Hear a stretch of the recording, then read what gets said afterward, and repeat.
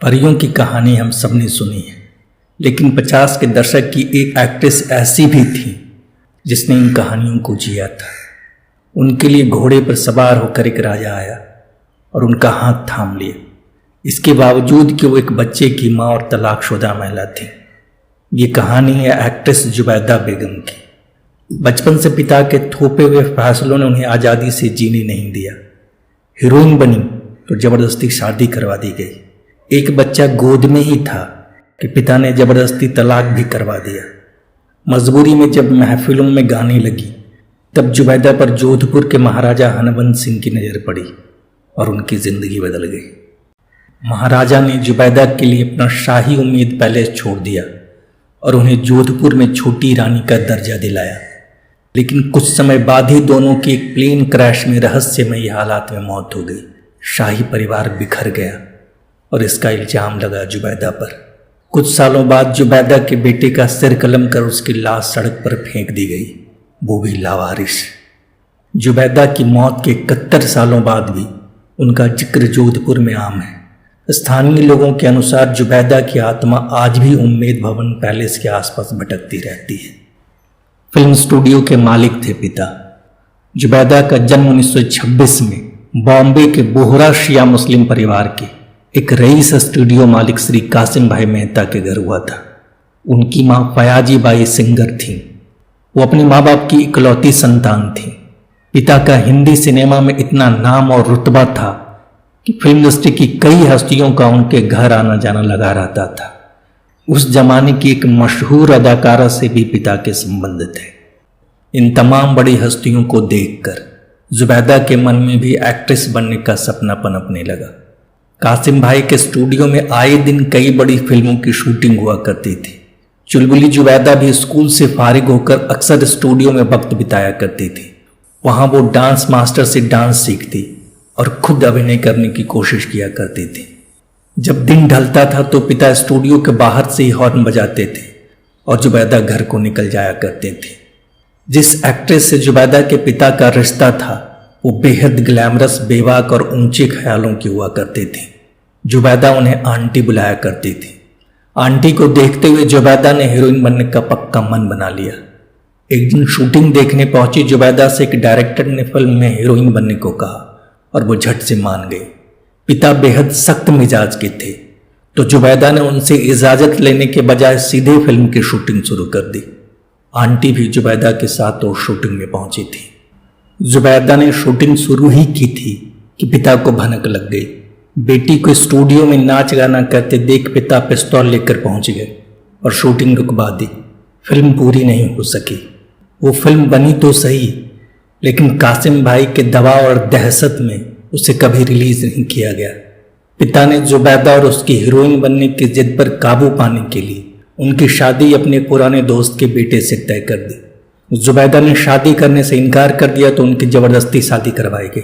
कराची से आए जुबैदा के पति के पास बॉम्बे में कोई काम नहीं था तो पिता ने उसे घर जमाई बनाकर रख लिया। कुछ महीनों बाद जुबैदा ने एक बेटे को जन्म दिया जिसका नाम रखा गया खालिद मोहम्मद। बेटे के जन्म के कुछ दिनों बाद ही पति ने कराची लौटने की जिद पकड़ ली, लेकिन जुबैदा के पिता इसके खिलाफ थे। वो चाहते थे कि जुबैदा उनके साथ उन्हीं के घर पर रहे, लेकिन ससुर और पति इज्जत की खातिर रुकने के लिए राजी नहीं थे। कुछ समय बाद दोनों परिवारों की अनबन इतनी बढ़ गई कि जुबैदा के पिता ने जबरदस्ती उनका तलाक करवा दिया। पति और ससुर तलाक के बाद कराची लौट आए और जुबैदा बुरी तरह टूट गई। पति से अलग होने के बाद जुबैदा ज्यादातर समय अपने घर में बेटे खालिद की परवरिश में लगा दिया करती थी। घर से बाहर जाना लगभग छूट चुका था। एक दिन जब पिता की गर्लफ्रेंड घर पर आई तो उनसे जुबैदा की हालत देखी नहीं गई। वो जुबैदा की बेरंग जिंदगी बदलने के लिए उन्हें अपने साथ पार्टियों में ले जाने लगी, वो भी जुबैदा के पिता से झूठ बोलकर। बात 22 अप्रैल 1950 की है। जोधपुर राजघराने की बेटी राजेंद्र कुमारी की शादी थी। बड़ौदा से राजघराने के युवराज फतेह सिंह राव गायकवाड़ बारात लेकर जोधपुर पहुंचे। शाही शादी में जोधपुर और बड़ौदा से नाच गाने के लिए कई बड़े कलाकारों को बुलाया गया। उस महफिल में 24 साल की जुबैदा भी अपनी आंटी के साथ शामिल हुई। महफिल शुरू हुई और मंच पर एक एक कर कलाकार राजा महाराजाओं के बीच अपनी अपनी कला पेश करने लगे। जब जुबैदा मंच पर आईं तो हर किसी की नज़र उन्हीं पर थी। एक तो सुंदर, ऊपर से आवाज में वो मिठास जो हर किसी को अपना दीवाना बना जाए। उस महफिल में मारवाड़ रियासत के महाराजा हनवंत सिंह भी शामिल हुए थे। जब उन्होंने जुबैदा का गाना सुना तो सुनते ही रह गए। महफिल खत्म होते होते महाराजा जुबैदा से मिलने को बेताब हो उठे। वो मिले भी, पर मात्र कुछ लम्हों के लिए। अगले दिन जुबैदा बारात के साथ बड़ौदा रवाना हो गई।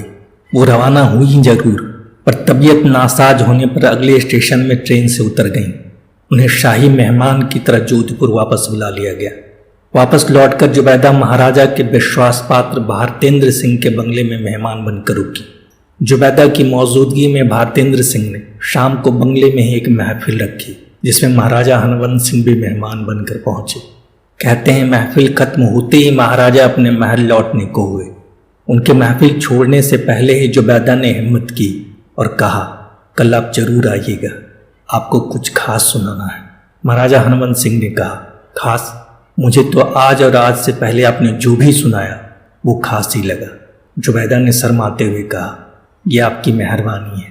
शायद यही वजह है कि हम बारात के साथ लौट नहीं सके, पर मजबूरी में हम पहली बार बीमार पड़े। उस दिन की बातचीत में दोनों भाप गए कि उनका ये रिश्ता लंबे समय तक कायम रहने वाला है। कुछ दिनों बाद जुबैदा जोधपुर से बॉम्बे लौट गई। जुबैदा के बॉम्बे लौटते ही महाराजा हनवंत सिंह बेचैन रहने लगे। वो जुबैदा से मिलने के लिए ऐसे उतावले हुए कि उन्होंने अपने करीबी खुशवंत सिंह को जुबैदा को खोजने बॉम्बे भेज दिया। खुशवंत सिंह कामयाब हुआ और सही पता जानते ही महाराजा खुद बॉम्बे पहुंच गए। महाराजा हनवंत सिंह मुंबई आकर चर्च गेट के पास स्थित एस्टोरिया होटल में ठहरे। आखिरकार उन्होंने अपने करीबी की मदद से जुबैदा को मिलने बुला ही लिया। मुलाकातें हुई और दोनों ने एक दूसरे के साथ जिंदगी गुजारने का फैसला कर लिया। लेकिन ऐसा होना आसान नहीं था। हनवंत सिंह जोधपुर के राजा थे और जुबैदा एक मुस्लिम एक्ट्रेस। साथ ही हनवंत सिंह पहले से शादीशुदा थे। उनकी पहली पत्नी का नाम कृष्णा कुमारी था, जिनके साथ महाराजा उम्मीद भवन पैलेस में रहा करते थे। वहीं दूसरी तरफ जुबैदा के पिता भी सख्त मिजाज के आदमी थे, जो उनकी जिंदगी का हर फैसला खुद लिया करते थे। दोनों के रिश्ते का खुलासा तब हुआ जब महाराजा के भेजे जा रहे कीमती तोहफों की भनक जुबैदा की माँ फयाजी बेगम को लग गई। माँ को मनाने के लिए एक दिन जुबैदा ने महाराजा को घर बुला लिया। मुलाकात में माँ फयाजी ने महाराजा को साफ इनकार कर दिया। उन्होंने कह दिया कि हम मुस्लिम हैं, बेटी न तो धर्म बदलेगी न दूसरी औरतों के साथ सौतन बनकर रहेगी। महाराजा ने उन्हें आश्वासन दिया कि उनका प्यार कोई दिखावा नहीं है, वो ताउम्र जुबैदा का साथ निभाएंगे। माँ का मन बदला तो जरूर, लेकिन उन्होंने जुबैदा के सामने एक मुश्किल शर्त रख दी। शर्त ये थी कि अगर जुबैदा महाराजा से शादी करना चाहती हैं तो उन्हें अपने 2 साल के बेटे खालिद को छोड़ना होगा। जुबैदा अड़ गई थी कि वो किसी हालत में अपने बेटे को छोड़कर नहीं जाएंगी। लेकिन माँ ने कहा कि जुबैदा के शादी कर हिंदू बनने के बाद उनकी अपनी कोई संतान नहीं होगी। ऐसे में खालिद की परवरिश वो खुद करेंगी, जो उनका सहारा बनेगा। आखिरकार जुबैदा को माँ की शर्त माननी पड़ी। हालांकि पिता इन सब बातों से अनजान थे। एक दिन मौका पाते ही महाराजा हनवंत सिंह जुबैदा को अपने साथ जोधपुर ले आए। 23 साल की जुबैदा ने 17 दिसंबर 1950 को ब्यावर के आर्य समाज के रीति रिवाजों के साथ महाराजा हनवंत सिंह से शादी की और हिंदू धर्म अपना लिया। धर्म बदलने पर जुबैदा का नाम विद्या रानी रखा गया। पर जब महाराजा जुबैदा को लेकर जोधपुर के महल उम्मीद भवन गए तो शाही घराने ने एक मुस्लिम एक्ट्रेस को बहू के रूप में अपनाने से साफ इनकार कर दिया। ऐसे में महाराजा ने उन्हें मेहरानगढ़ के किले में रखा। जुबैदा को महाराजा ने शादी के बाद छोटी रानी का दर्जा तो दे दिया, लेकिन राजघराने और राजपूत समाज ने उन्हें कभी स्वीकार नहीं किया। जुबैदा को उम्मेद पैलेस भवन में होने वाली किसी भी चर्चा में शामिल होने की अनुमति नहीं थी। उन्हें कभी शाही सलाहकारों में शामिल नहीं किया गया, जबकि महाराजा की पहली पत्नी कृष्णा कुमारी को आगे जाकर राजमाता की उपाधि दी गई और सभी शाही फैसले उनसे सलाह मशवरा के बाद ही लिए जाते थे। ये बात जुबैदा को भी खटकती थी। हालांकि वो और बड़ी रानी कृष्णा कुमारी तब तक अच्छी दोस्त बन चुकी थी। समय बीतता गया और जुबैदा ना चाहते हुए भी शाही रीति रिवाजों को अपनाने लगी। शादी के 1 साल बाद 2 अगस्त 1951 को जुबैदा ने महाराजा हनवंत सिंह के बेटे राव राजा हुकुम सिंह को जन्म दिया। राजा हुकुम सिंह को टुट्टू बन्ना भी कहा जाता था। महाराजा जुबैदा को समय पर उनके परिवार से मिलाने बॉम्बे ले जाया करते थे। हालांकि वो चंद मिनटों के लिए ही अपने पहले बेटे खालिद मोहम्मद से मिल पाती थी। भारत को आज़ादी मिलने के बाद राजशाही खत्म की जा रही थी और सरकार बन रही थी।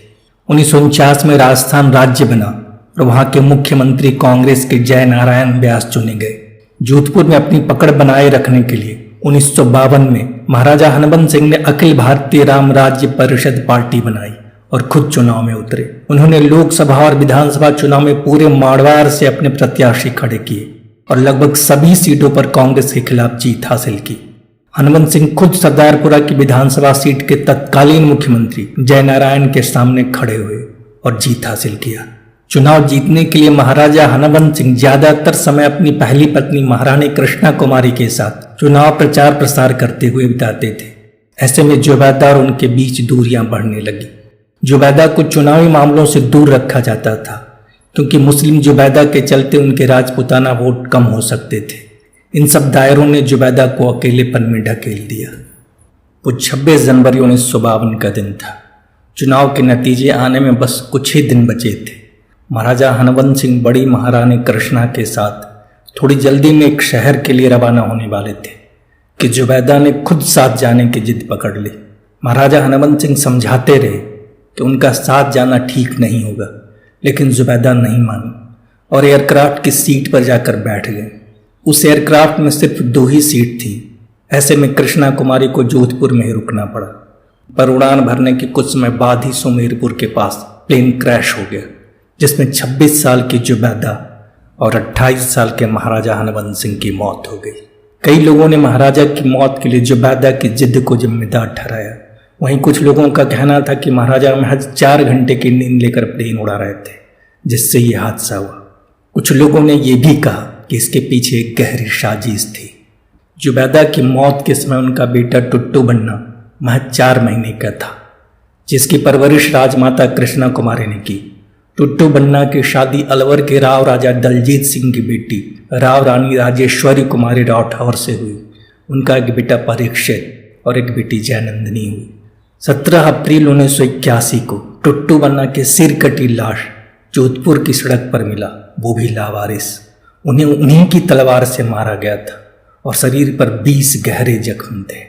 ऐसा लगता था मानो किसी ने अपनी पुरानी रंजिश निकाली हो। ये राजभवन में रचे गए किसी गहरे षड्यंत्र की ओर इशारा कर रहे थे, पर उनकी हत्या आज भी एक अनसुलझे रहस्य की तरह है। कहानी आपको कैसी लगी प्लीज़ कमेंट कर बताएं। अगर कहानी पसंद आई हो तो वीडियो को लाइक और शेयर करें और चैनल को सब्सक्राइब करें। वीडियो को पूरा देखने के लिए आपका बहुत बहुत धन्यवाद।